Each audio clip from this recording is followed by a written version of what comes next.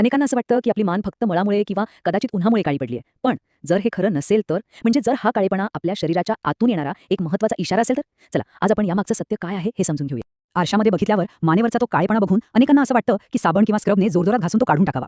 पण थांबा, जर आपणही असंच काही करत असाल तर ते लगेच थांबायला हवं. कारण असं केल्याने आपण नकळतपणे आपल्या त्वचेचं नुकसान करत असतो.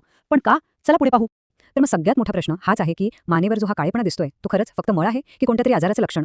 हा जो गोंधळ आहे ना, तो दूर करणं खूप गरजेचं आहे. होतं काय की जेव्हा मान जोरजोरात घासली जाते तेव्हा त्वचेचा जो वरचा नाजूक थर असतो तो खराब होतो आणि मग त्वचा स्वतःचा बचाव करण्यासाठी अजून जाड आणि काळी बनायला लागते. म्हणजे बघा, जो उपाय आपण करतोय तोच खरं तर आपली समस्या अजून वाढवतोय. चला आता यामागचं खरं वैज्ञानिक कारण काय आहे ते पाहूया. या कंडिशनला मेडिकल भाषेमध्ये अकॅन्थोसिस नायग्रिकन्स असं म्हणतात. हे नाव कदाचित थोडं अवघड वाटेल, पण यामागचं कारण समजून घेणं आपल्या आरोग्यासाठी खूप महत्त्वाचं आहे. तर हे अकॅन्थोसिस नायग्रिकन्स म्हणजे नेमकं काय? अगदी सोप्या भाषेत सांगायचं तर जेव्हा आपल्या रक्तामधली इन्सुलिनची पातळी वाढते तेव्हा ते आपल्या त्वचेच्या पेशींना खूप वेगाने वाढण्याचा सिग्नल देतं.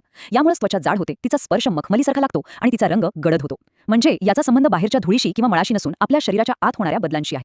आता या स्थितीबद्दल समाजात ना खूप सारे गैरसमज पसरलेले आहेत. चला, काही सामान्य गैरसमज कोणते आहेत आणि त्यामागचं खरं वास्तव काय आहे हे बघूया. सगळ्यात मोठा गैरसमज म्हणजे हा फक्त मळ आहे. पण सत्य हे आहे की हा काळेपणा शरीरातल्या वाढलेल्या इन्सुलिनच्या पातळीचं एक महत्त्वाचं लक्षण आहे जे आपल्या त्वचेवर दिसून येतं. अनेकांना वाटतं की पार्लरमध्ये जाऊन ब्लीच केलं किंवा स्क्रब केलं की त्वचा एकदम स्वच्छ होईल. पण वास्तव हे आहे की असं केल्याने त्वचेची कंडिशन अजून बिघडते. या प्रक्रियेला लायकेनिफिकेशन म्हणतात, ज्यामध्ये त्वचा घासल्यामुळे ती अधिक जाड आणि खरखरीत होते. आणखी एक मोठा गैरसमज तो म्हणजे ही समस्या फक्त लठ्ठ व्यक्तींनाच होते. पण हे अजिबात खरं नाहीये. जे लोक दिसायला दारीक असतात पण ज्यांच्या पोटाचा घेर जास्त असतो, ज्यांना आपण थिन फॅट म्हणतो, त्यांनाही इन्सुलिन रेझिस्टन्स आणि पर्यायाने अकॅन्थोसिस नायग्रिकन्सचा धोका असू शकतो. आता आपण याच्या सगळ्यात महत्त्वाच्या भागाकडे वळूया. या त्वचेच्या समस्येचा आणि मधुमेहाचा म्हणजे डायबिटीसचा काय संबंध आहे? ही गोष्ट लक्षात घेणं खूप खूप गरजेचं आहे की मानेवरचा हा काळेपणा भविष्यात होणाऱ्या टाईप 2 डायबिटीसचं एक पूर्वलक्षण, एक वॉर्निंग साईन असू शकतं. आपलं शरीर त्वचेच्या या बदलातून आपल्याला एक धोक्याची सूचना देत असतं. पण घाबरू नका, चांगली बातमी ही आहे की या समस्येवर उपाय शक्य आहेत. चला तर मग पाहूया की यावर नियंत्रण मिळवण्यासाठी आपण काय करू शकतो. यावरचा सगळ्यात प्रभावी उपाय आहे जीवनशैलीत बदल.